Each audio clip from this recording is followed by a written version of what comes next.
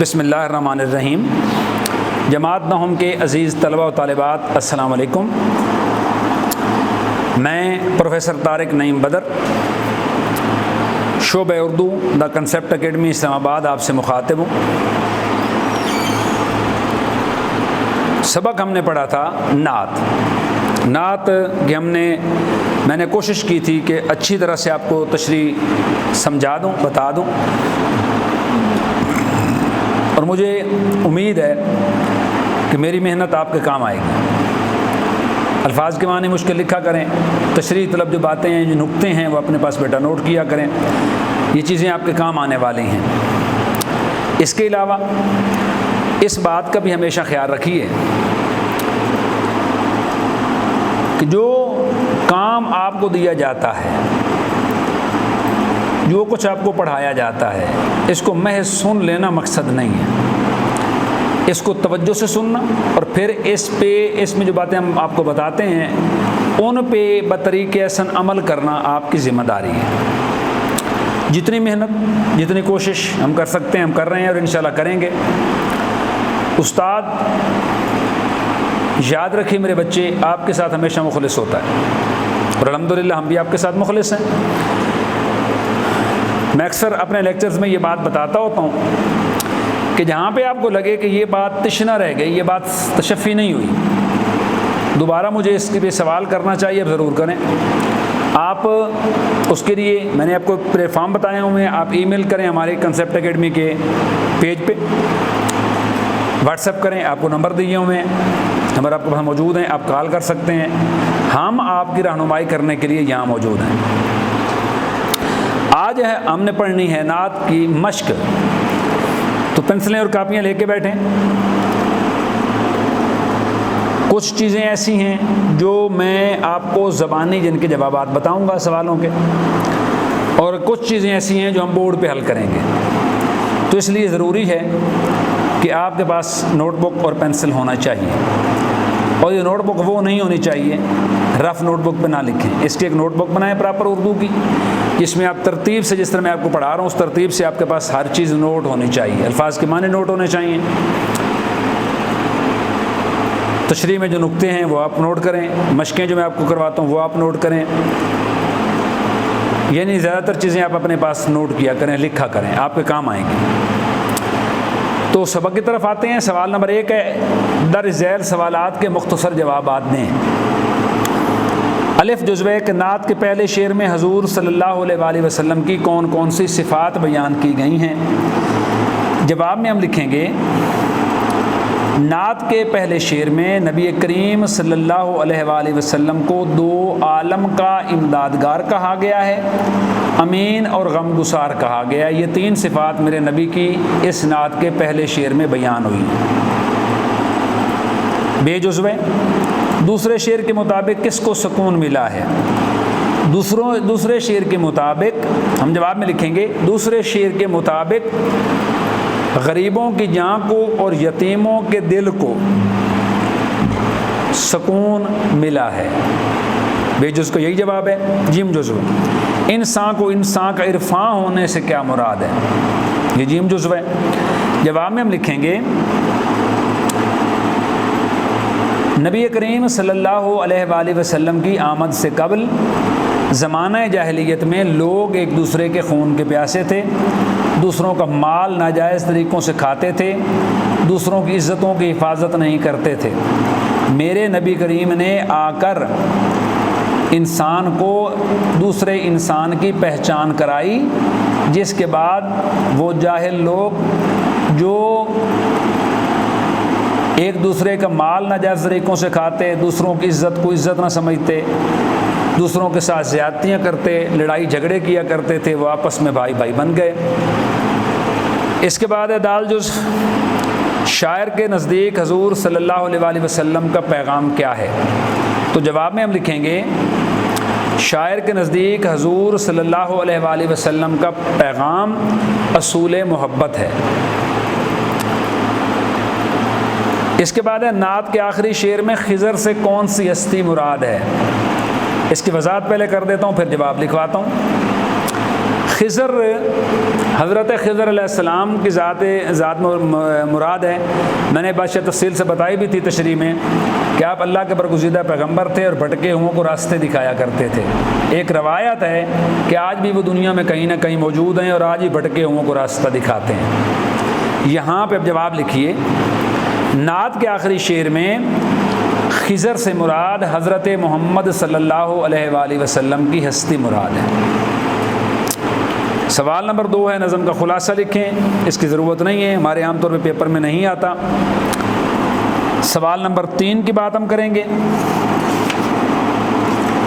3 ہے جی، متن کی روشنی میں درست جواب پر نشان لگائیں. سوال دیے گئے ہیں، ساتھ اس کے جوابات میں 4 آپشن دیے گئے ہیں. آپ نے جو درست آپشن ہے وہ چوز کرنا ہے، اس پہ آپ نے نشان لگانا ہے.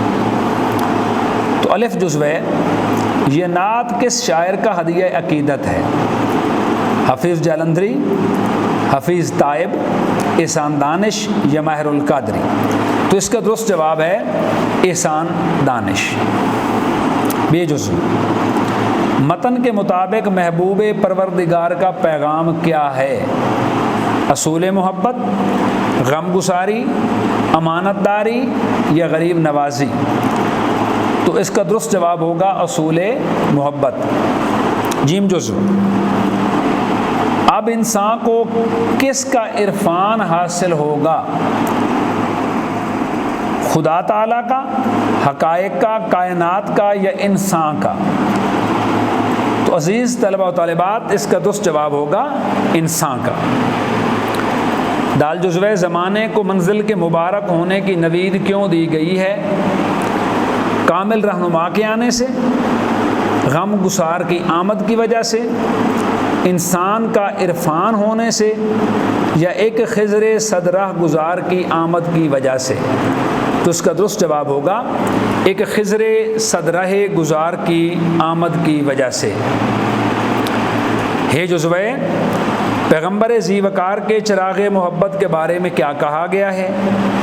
روشن تر ہوگا، ہمیشہ روشن رہے گا، کبھی نہیں بجھے گا یا اس کی روشنی اور پھیلے گی؟ تو اس کا درست جواب ہے کبھی نہیں بجھے گا. اب ہم آ جاتے ہیں سوال نمبر 4 پہ.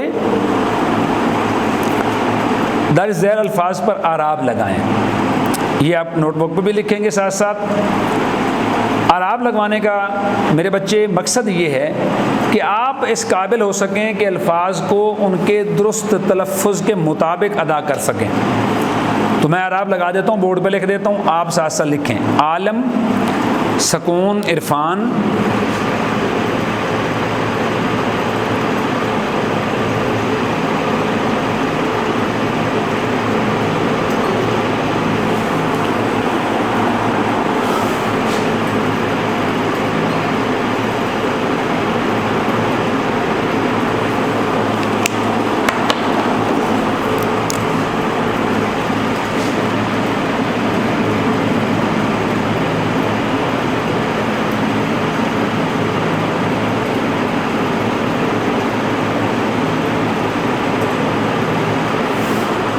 یہ میں نے لگا دیے اعراب.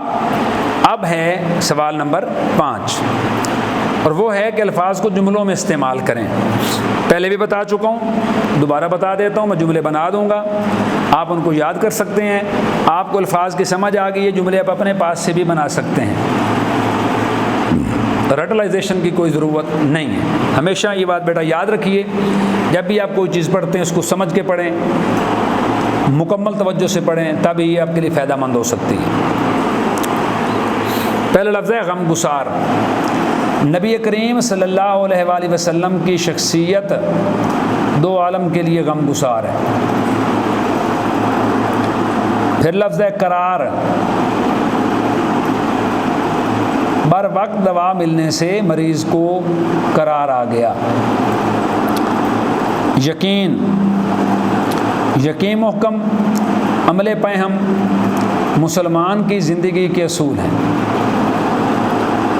پیغام، میرے نبی کا پیغام محبت ہے. ذی وقار، حضرت محمد صلی اللہ علیہ وآلہ وسلم کی ہستی ہمارے لیے ذی وقار ہے. یا آپ لکھ سکتے ہیں حضور صلی اللہ علیہ وآلہ وسلم کی ہستی ذی وقار ہستی ہے۔ سوال نمبر 9 الفاظ کے معنی لکھیے، وہ سارے میں آپ کو لکھوا چکا ہوں۔ سوال نمبر ہے 7، پچھلا سوال نمبر 6 تھا الفاظ کے معنی والا، اب سوال نمبر 7 ہے۔ مناسب لفظ چن کر مصرعے مکمل کریں۔ الف جزو ہے، بجھے گا نہ جس کا خالی جگہ محبت، تو خالی جگہ میں ہم لکھیں گے چراغ، تو جملہ ہو جائے مصرع ہو جائے گا بجھے گا نہ جس کا چراغ محبت، چراغ لکھیں گے۔ اس کے بعد بے جزو ہے، خالی جگہ ہو گیا ہے قرار آ گیا ہے، خالی جگہ میں لکھیں گے سکون، تو مصرع ہو جائے گا سکون ہو گیا ہے قرار آ گیا ہے۔ اس کے بعد جیم جزو ہے، اب انسان کو انسان کا خالی جگہ ہوگا، تو خالی جگہ میں لکھیں گے عرفان، مصرع ہو جائے گا اب انسان کو انسان کا عرفان ہوگا۔ دال جز، خالی جگہ کو اب اپنی منزل مبارک، خالی جگہ میں آئے گا زمانے، مصرع ہو جائے گا زمانے کو اب اپنی منزل مبارک۔ اس کے بعد ہے سوال نمبر 8، نعت کے متن کو مد نظر رکھ کر کالم الف میں دیے گئے الفاظ کو کالم بے کے متعلقہ الفاظ سے ملائیے۔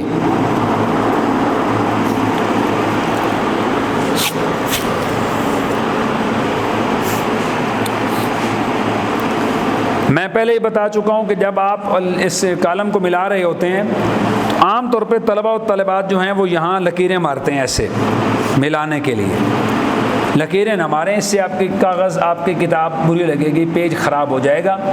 اس کا بہتر طریقہ یہ ہوتا ہے کہ آپ اس کالم الف میں اوپر سے نیچے نمبرنگ کر لیں، 1 2 3 4 5، اور جس لفظ سے ملائیں گے اس کے سامنے وہی فگر لکھ دیں گے، تو آپ کے جو یہ کالم ملانے والا جو سوال ہے یہ آپ آسانی سے ملا لیں گے اور آپ کی کتاب بدنما بھی معلوم نہیں ہوگی۔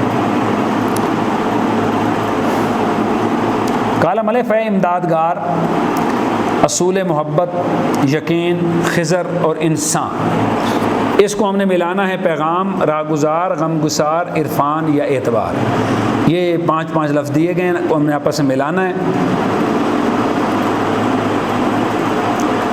پہلا لفظ ہے امدادگار، امدادگار ہم ملائیں گے غمگسار سے۔ دوسرا لفظ ہے اصول محبت، اصول محبت کو ملائیں گے پیغام سے۔ یقین عرفان سے ملائیں گے، خضر راہگزار سے ملائیں گے، اور انسان کو ہم ملائیں گے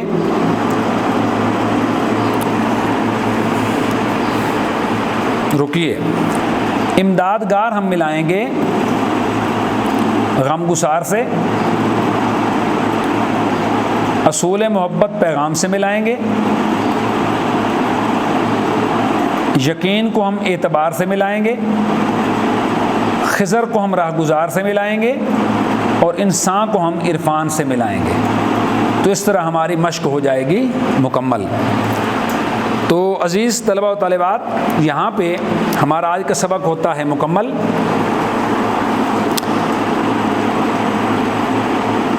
ایک بات کا دھیان رکھیے، پورے ہفتے کے دوران جو کچھ آپ کو پڑھایا جاتا ہے ویکینڈ پہ بیٹھ کے لازمی اس کی پریکٹس کریں۔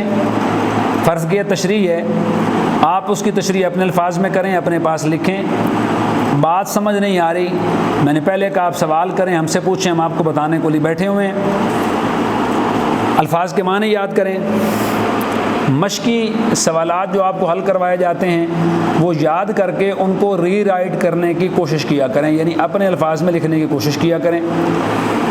یہ 2-3 چیزیں ہیں جو آپ نے جس دن آپ کی چھٹی ہوتی ہے، ویکینڈ ہوتا ہے، اس پہ آپ یہ چیزیں لازمی اپنے پاس ان کو ریوائز کیا کریں، ان کو یاد کیا کریں، تاکہ یہ چیزیں آپ کو نہ صرف یاد ہو جائیں اور امتحانی نقطہ نگاہ سے آپ کے لیے تیاری کے لیے بہترین یہ چیزیں ثابت ہو سکیں۔ تو آج کا ہمارا سبق ہوتا ہے یہاں پہ مکمل، انشاءاللہ ملتے ہیں اگلے لیکچر میں۔ اللہ حافظ، تھینک یو۔